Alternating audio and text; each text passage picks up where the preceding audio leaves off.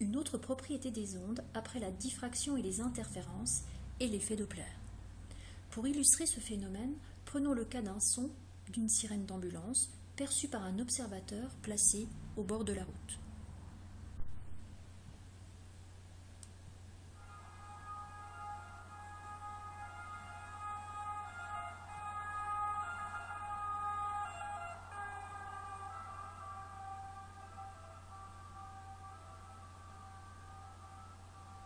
Le son de la sirène est perçu de manière différente suivant que le véhicule s'approche ou s'éloigne de l'observateur.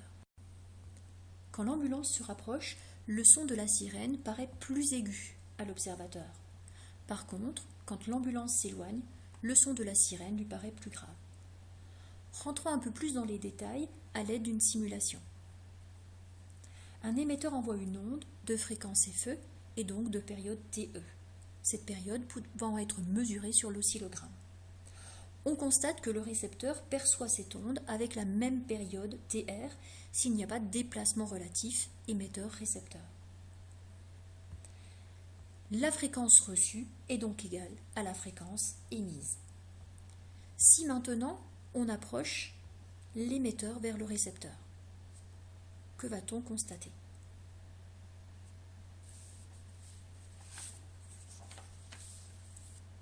Eh bien, au moment du déplacement, on constate que la période TR est plus petite, puis retrouve une valeur identique à la valeur de TE. Ainsi, quand l'émetteur se rapproche du récepteur, la période TR est inférieure à la période TE, fréquence et période étant inversement proportionnelles, la fréquence FR est supérieure à la fréquence FE. Dans le cas d'une onde sonore, le récepteur perçoit donc un son plus aigu, comme on l'a vu avec la sirène. Dans le cas de cette simulation, c'est l'émetteur qu'on a rapproché, mais on observerait le même phénomène si c'était le récepteur. Maintenant, étudions le phénomène lorsque l'émetteur s'éloigne.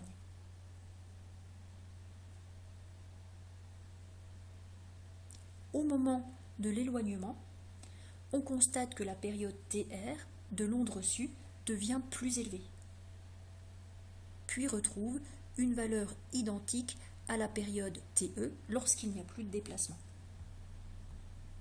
Quand l'émetteur s'éloigne du récepteur, la période reçue est donc supérieure à la période émise et inversement, la fréquence reçue est inférieure à la fréquence émise.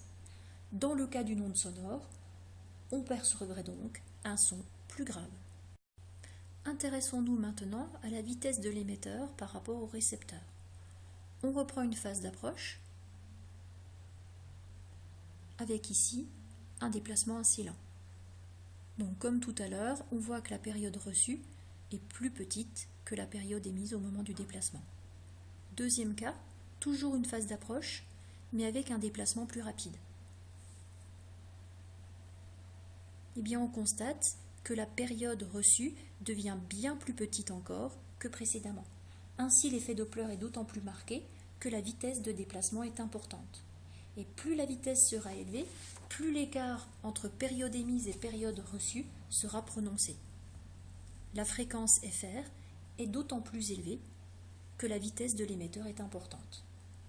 De manière générale, la différence de fréquence, delta F, entre fréquence reçue et donc fréquence émise, est d'autant plus marquée que la vitesse du déplacement relatif est importante.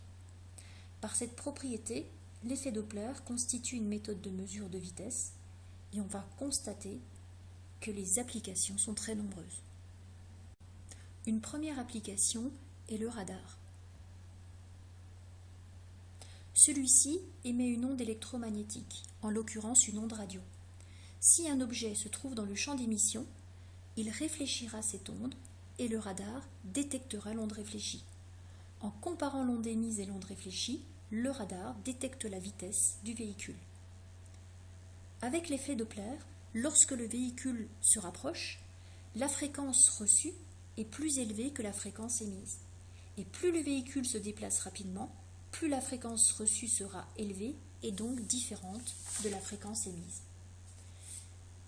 Cette différence de fréquence détecté par le radar permet alors de calculer la vitesse du véhicule.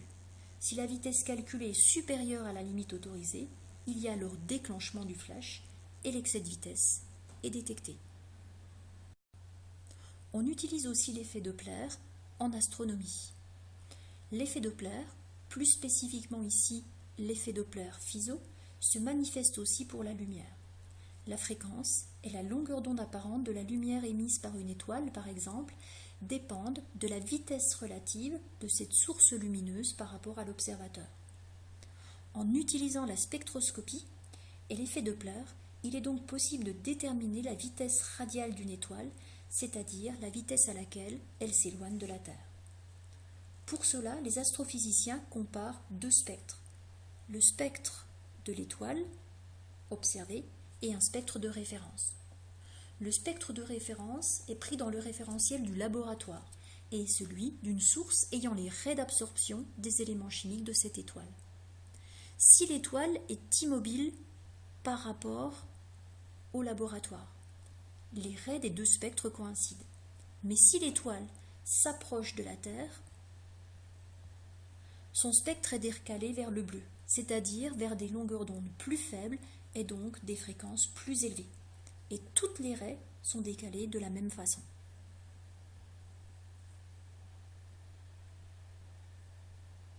Maintenant, si l'étoile s'éloigne de la Terre, son spectre est décalé vers les rouges, vers des longueurs d'onde donc plus élevées et donc des fréquences plus basses.